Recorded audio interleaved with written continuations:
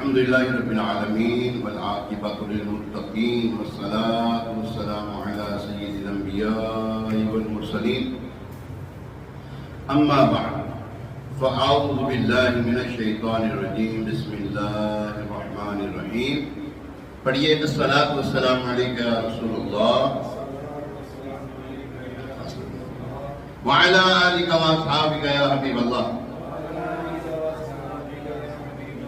الصلاة والسلام عليك يا نبي الله وعلى آلك وأصحابك يا نور الله نویت سنت الاعتکاف پیارے آقا مدینے والے مصطفیٰ صلی اللہ تعالی علیہ وآلہ وسلم پر درود و سلام پڑھنے کے بے شمار فضائل. درود شریف پڑھنے کا حکم اللہ نے دیا.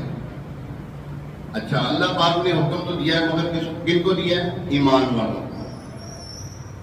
ایمان والوں کو اللہ تبارک تعالیٰ نے درود پاک پڑھنے کا حکم دیا ہے. کیا فرمایا اللہ تعالیٰ نے؟ یا ایھا الذین آمنوا، اے وہ لوگوں جو ایمان لائے ہو، اے ایمان والو، صلو علیہ وسلموا تسلیما، حضور علیہ السلام پر خوب درود و سلام بھیجو.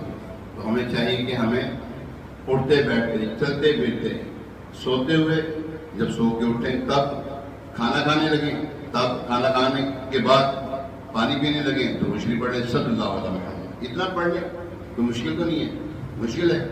گھر جانے لگیں تو مشکل پڑھ کے داخل ہوں، گھر سے نکلنے لگیں تو درود پاک پڑھ کے نکلیں. آپ اپنی پڑھائی کرنے لگیں تو شریف پڑھ کے کریں، انشاءاللہ پڑھائی میں بھی برکت ہوگی. یاد جو کرنا چاہیں گے وہ یاد بھی ہو جائے گا. کوئی چیز بھول جائیں تو شریف پڑھیں.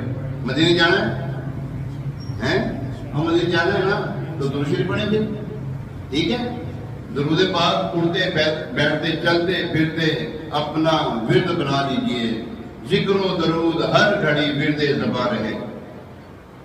میرے شیخ طریقت بانی دعوت اسلامی حضرت العلام حضرت سیدی و سندی الیاس ستار صاحب قادری مجدد دورہ غوث وقت حکیم الامت دامت برکاتہ عالیہ. آپ کہتے ہیں، آپ لکھتے ہیں نا اپنے دیوان میں، رسائل بخشش میں لکھتے ہیں، ذکر و درود ہر گھڑی ورد زباں رہے. ذکر و درود ہر گھڑی ورد زباں رہے. میری فضول کوئی کی عادت نکالی. ہماری فضول کوئی کی عادت نکل جائے، بس درود شریف پڑھتے رہے، اللہ کا ذکر کرے اور حضور علیہ السلام پر درود پڑھے. بس یہی ہماری زندگی کا مقصد ہونا چاہیے. آئیے ایک مرتبہ سورہ برکت کے لیے، باعث رحمت کے لیے حضور علیہ السلام کی ساری امت، خصوصاً حضور سیدی داتا گنج بخش رحمت